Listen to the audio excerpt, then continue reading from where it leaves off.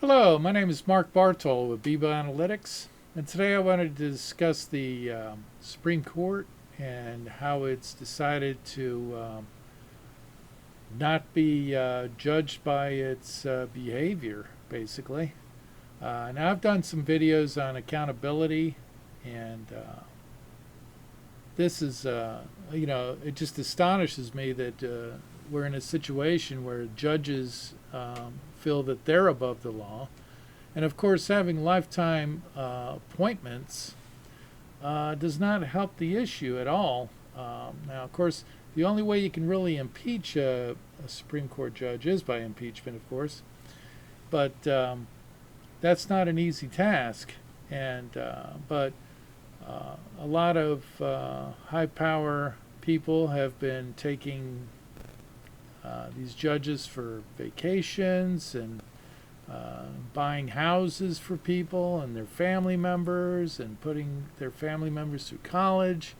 You know, uh, it's quite amazing the amount of flagrant um, just overreach that's been going on, um, and then on top of all that, the judges have made some judgments on some amendments and decided that they would say that no, Roe versus Wade and some other issues that were long-standing.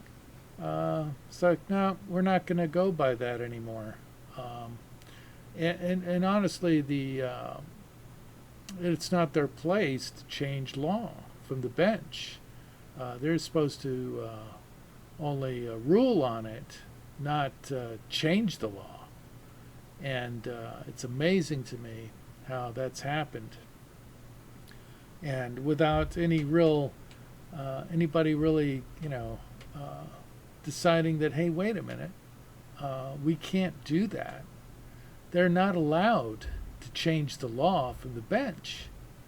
Uh, and it just seems to me that we're just not getting enough legal representation as the people, uh, and that the Congress is the ones that make the laws. They're the ones to make laws and change laws. If they made alcohol illegal, then they made it legal again. They're the ones to do it, not the Supreme Court. The Supreme Court's not supposed to be changing law from the bench. They're not supposed to do that. It astonishes me. And to have judges that are supposed to be the law of the land, right? Uh, Basically involved in shady um, decisions of taking plane rides with people that had stuff that's up before the Supreme Court, and and not think nothing about it. To allow that type of behavior.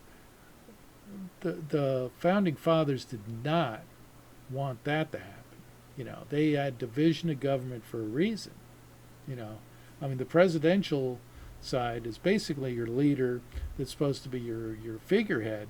In retrospect, basically a figurehead to show the direction in which a country wants to go, whether it's the right way or the wrong way. But they're supposed to be the figurehead of where the country wants to go. And then the Congress makes the laws, and they decide whether or not it's okay for the president to go to war with this, that, or the other. And the judiciary is just to protect the laws of the land, and they did not protect the law of the land when they changed the laws of the land. It is astonishing to me, astonishing. I mean, the Second Amendment right for guns. I mean, that's there. That's not going anywhere. But then, is it right? What if it was nine judges that 6-3 liberal, and they decided, you know what?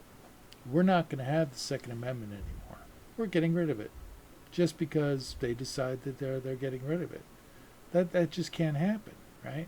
Congress needs to do the laws, not the judiciary. The judiciary is supposed to rule on laws, not make the laws.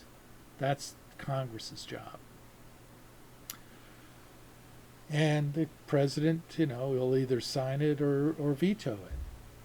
And so it astonishes me that this is going on and has been allowed to go on without really any kind of pushback.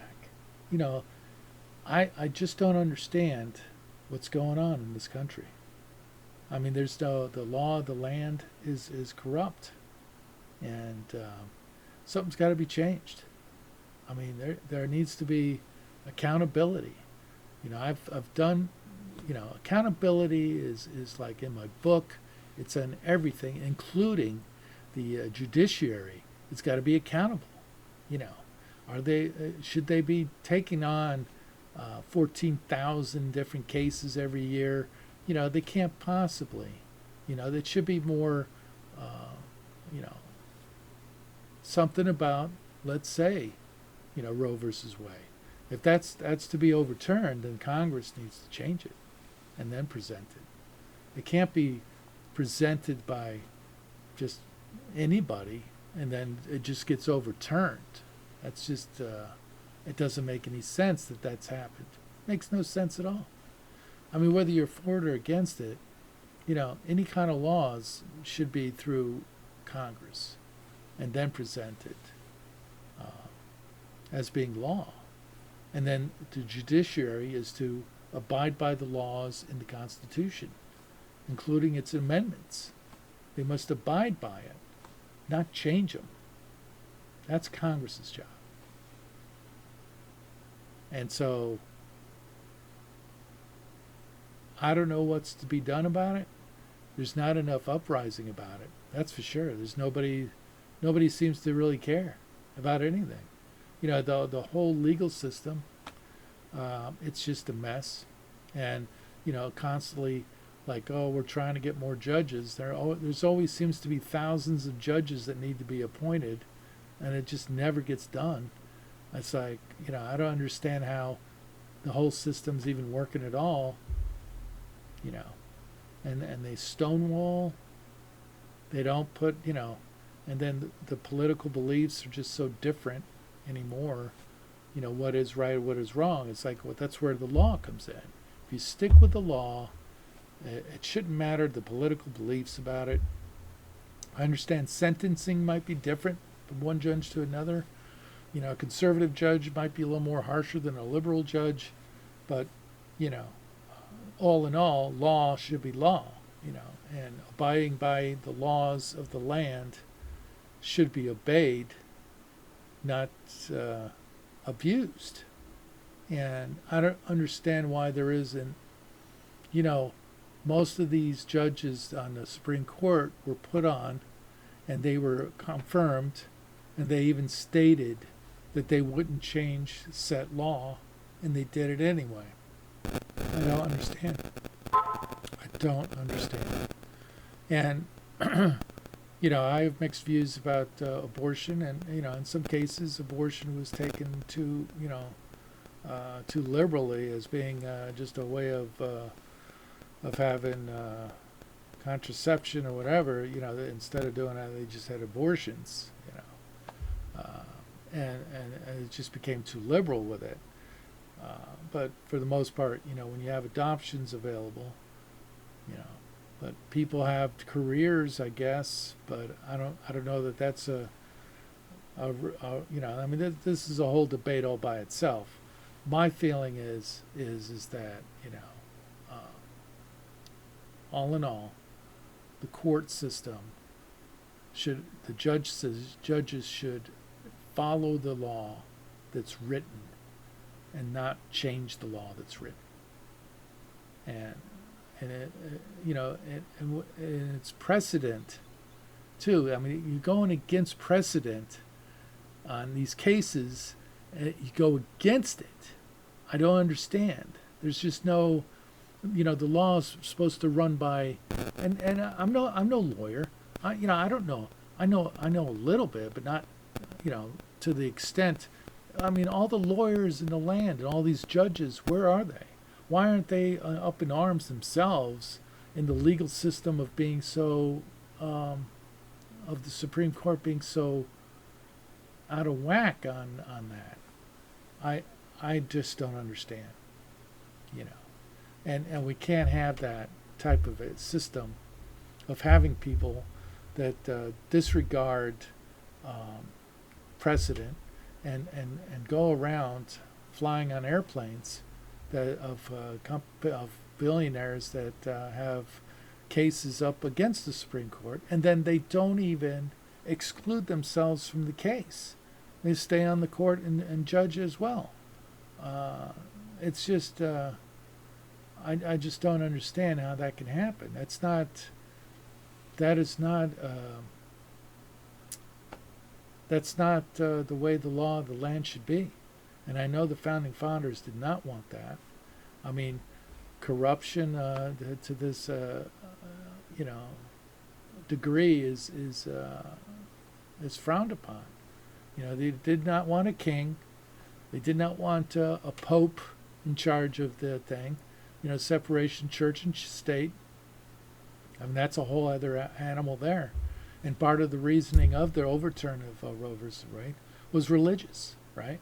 They didn't want, the abortions because of, the life that God had presented in that aspect.